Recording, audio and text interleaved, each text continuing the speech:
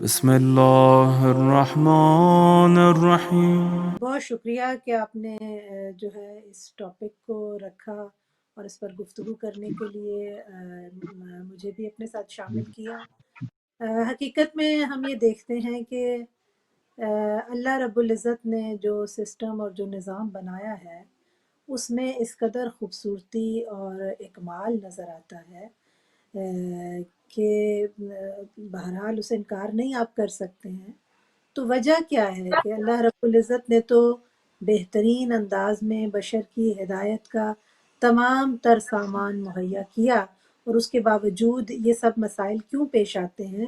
تو میں یہی کہوں گی کہ مولا امیر المومنین علی ابن ابی طالب علیہ السلام کا خوبصورت اور نورانی فرمان ہے کہ من عرف نفسہ عرف ربہ۔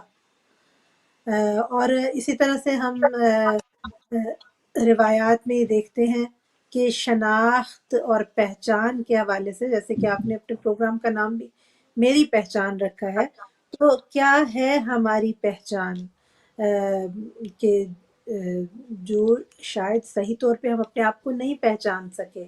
سم ٹائم ہم یہ سمجھتے ہیں کہ یہ جان لینا کہ میرا یہ نام ہے، میں اس گھر سے تعلق رکھتی ہوں، یہ کافی ہے۔ نہیں، اصل میں انسان کو رب نے جو قابلیتیں دی ہیں اور جس مقصد کے لیے اس کو خلق فرمایا ہے وہ بہت عظیم اور وہ بہت برتر ہے۔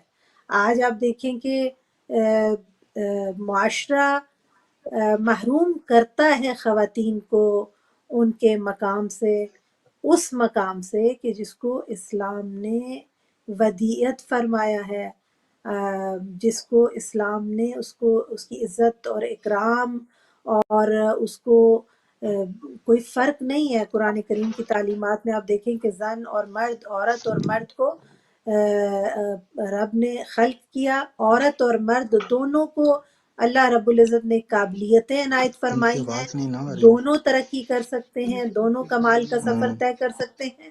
اور قرآن یہ ارشاد فرماتا ہے کہ مرد ہو یا عورت، جو نیک اعمال کرے گا برابر اجر اور جزا دیں گے۔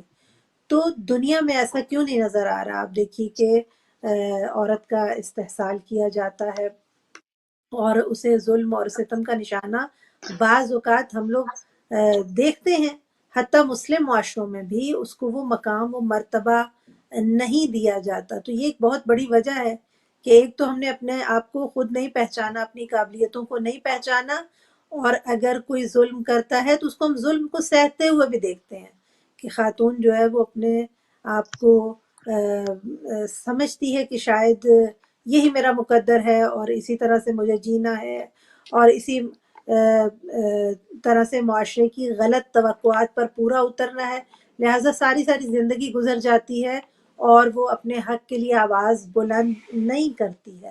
اور البتہ دوسری طرف ہم دیکھتے ہیں کہ ایسے کھوکھلے نعرے بھی بنائے گئے آزادی کے نام پہ۔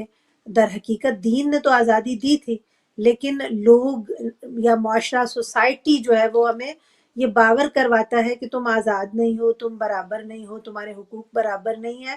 اس کی وجہ کیا ہے؟ اس کی وجہ یہ ہے کہ دین کی شناخت نہیں ہے۔ جب ہم نے دین کو نہیں پہچانا، اس کے احکامات کو صحیح طور پہ نہیں پہچانا، تو پھر خرابیاں پیدا ہوتی ہیں، اور اس کا آغاز آپ دیکھیے کہ گھر سے ہی ہوتا ہے۔ اور صدر اسلام میں، اسلام سے پہلے آپ دیکھتے ہیں کہ بیٹی کی پیدائش پہ قرآن کہتا ہے کہ چہرہ سیاہ ہو جاتا تھا، ٹھیک ہے؟ اور روایات میں ہمیں ملتا ہے کہ کیا کہ بچی پیدا ہوتی ہے تو اس کو زندہ درگور کر دیتا ہے باپ۔ اور اسلام نے اس جاہلیت کی رسم کو ختم کیا، اکرام، تکریم، توقیر اور عزت میں جو ہے وہ خاتون کو یہ اعزاز بخشا کہ